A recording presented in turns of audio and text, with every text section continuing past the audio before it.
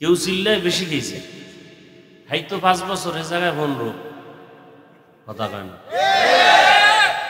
এটা খুব জোরে ঠিক কইছেন না? আর এক দল যে 17 বছর না খায় রয়েছে, এরাও কিন্তু চিল্লায়।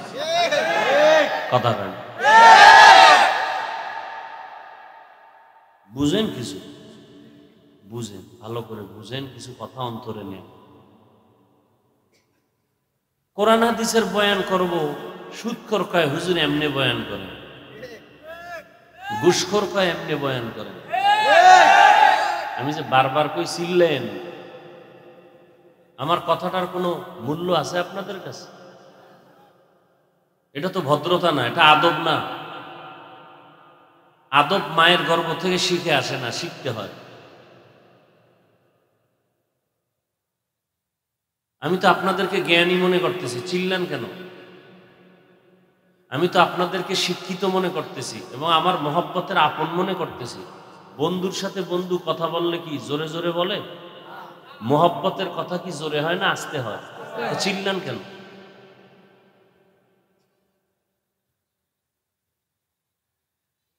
আমি কি বুঝাতে চাই বুঝেন, কিছু কথা নেন।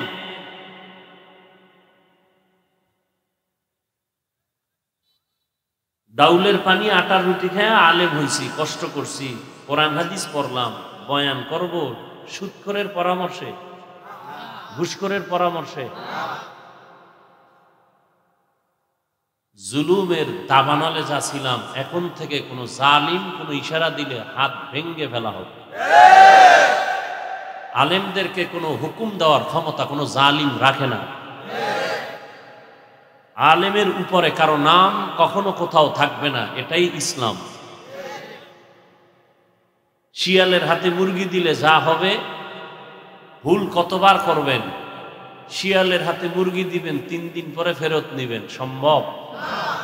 শিয়ালের হাতে মুরগি আমানত দিয়ে কপালে যা হবে, ভুল বহুবার করছেন। সুদখোরের হাতে ধর্মের চাবি আর দিয়েন না, ঘুষখোরের হাতে ধর্মের চাবি দিয়েন না, খবরদার।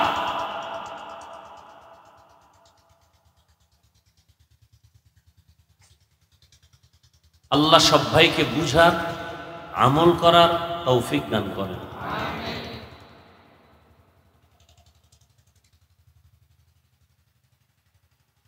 আল্লাহ কোরআন হাদিস অনুযায়ী বয়ান করেন। হুজুর তুমি কি বুঝো কোরআনের? কোরআন হাদিসের ভেতরের বয়ান করেন, তুমি ভেতরের বাহিরের কি বুঝো? তুমি আউযুবিল্লাহ পারো না, বিসমিল্লাহ পারো না, কোরআনের আরবি বুঝো না। কোরআন হাদিস অনুযায়ী ওলামায়ে কেরাম বয়ান করবেন, করতেছেন, করবেন। কোরআন এমন একটা কিতাব যে কিতাবের মধ্যে মানব জীবনের সব কিছুর সমাধান দেওয়া আছে, নাই বলতে কিছু নেই। শুধু একটা জিনিস নাই কোরআন শরীফে, ওই দিক থেকে কোরআন শরীফ দুর্বল। সেটা হলো কোরআন শরীফে রাষ্ট্রনীতি বা রাজনীতি নাই, এই জন্য কোরআন দুর্বল। কোরআন শরীফ দুর্বল না? কি সবাই কি বলেন? সবল। রাষ্ট্রের বিষয়ে কোনো সমাধান কোরআনে আছে? নবীজি রাজনীতি করছেন, মদিনার রাষ্ট্র পরিচালনা করেন নাই?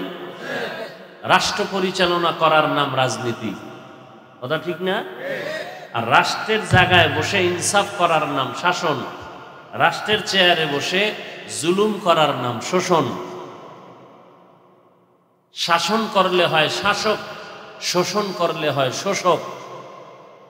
আমার নবী শাসন করেছেন, আবু বকর সিদ্দিক শাসন করেছেন, হযরত ওমর শাসন করেছেন, হযরত আলী ওসমান শাসন করেছেন। শাসনের অপর নাম শান্তির সুবাতাস।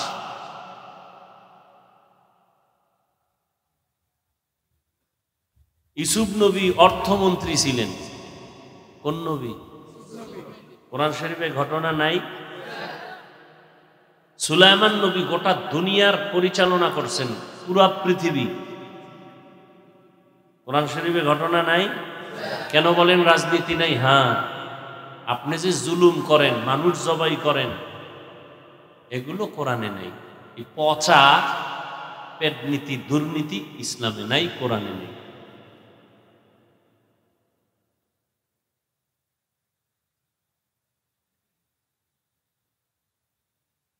এজন্য সতর্ক।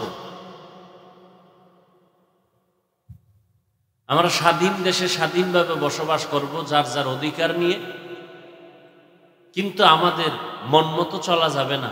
আল্লাহ পাক স্বাধীন জিন্দেগি আমাদেরকে দেন নাই, একটা সীমাবদ্ধতা দিয়ে দিছেন। আদম নবী জান্নাতে আছেন একা, শান্তির বাতাস আর ফুলের ঘ্রাণ পাইয়া দিছেন ঘুম। এমন গভীর ঘুমে গেলেন, আল্লাহ পাক কুদরতের দ্বারা আদম নবীর পৃষ্ঠ থেকে কুদরতের হাত লাগাইয়া ওখান থেকে কিছু জিনিস বের করে আল্লাহ কুদরতের দ্বারা আম্মাজান হাওয়া আলাইহাস সালামকে সৃষ্টি করলেন। করে পৃথিবীর শ্রেষ্ঠ সুন্দরী রূপসী রমণী আমাদের মা জান্নাতি পোশাক দিয়া সাজাইয়া জান্নাতের কোনো এক প্রান্তে বসায় রাখলেন। আদম নবী তো ঘুমায়। খুব খেয়াল করবেন, আদম নবী সজাগ হয়ে দেখে অচেনা এক সুন্দরী রূপসী বসে আছে। দর্শন শুরু। চোখের চাহনিকে দর্শন বলে। মহব্বতের আকর্ষণ বাড়তেছে, কাছে যেতে মনে চায়। আল্লাহ তো জানেন। আল্লাহ বলেন, আদম মনে চায় যেতে না, বৈধভাবে যাও, অবৈধ না। ডাইরেক্ট যাওয়া যাবে না, ঘুরায় যাও। আমাদের গ্রামের কিছু পণ্ডিতেরা বলে না, আমরা ডাইরেক্ট খাই, হুজুরেরা ঘুরাইয়া খায়।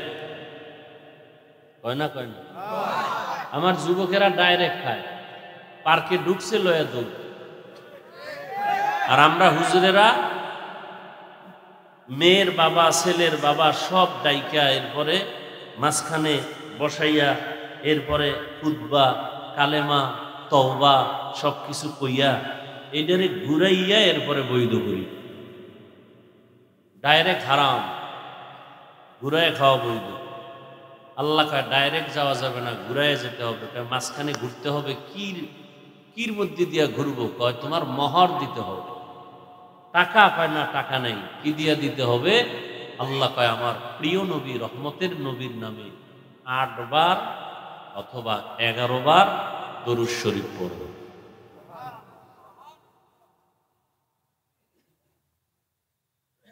তো মোহর হয়ে গেল। ফেরেশতারা সাক্ষী হয়ে গেল, বিয়া হয়ে গেল। এবার দুইজন স্বামী আর স্ত্রী। এবার আল্লাহ বলেন, উসকুন আনতা ওয়া যাওজুকা। প্রত্যেকটা শব্দে শব্দে মানুষের জন্য কোরআন থেকে শিক্ষা। দিবে কে, নিবে কে? যদি ওই আলোচনা করতে যাই, সাধারণ মানুষ বলে দুই একটা ঘটনা বলেন, বাড়ি যাই না।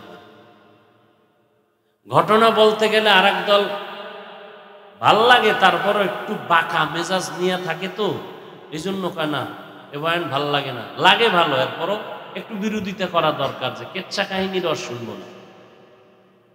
বলে না? বলে না? ওই বেআকল জাহেলকে কানে ধরে জিজ্ঞাসা করা দরকার, তুই কেচ্ছা কাহিনীর কি বুঝো?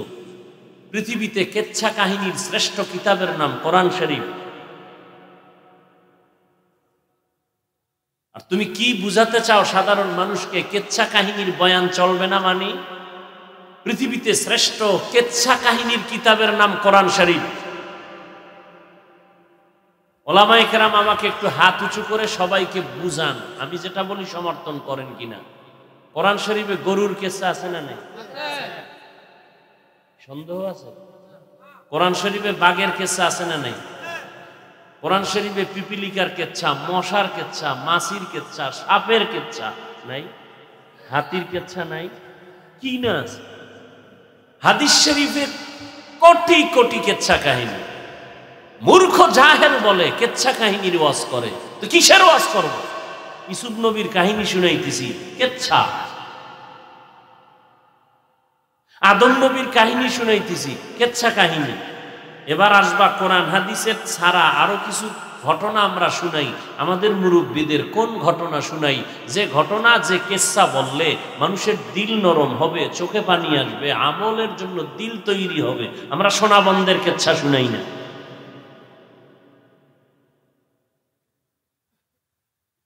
আমরা উজানির কারি ইব্রাহিম সাহেবের কেচ্ছা শুনাই, মানুষ আমলের দিকে আগায়।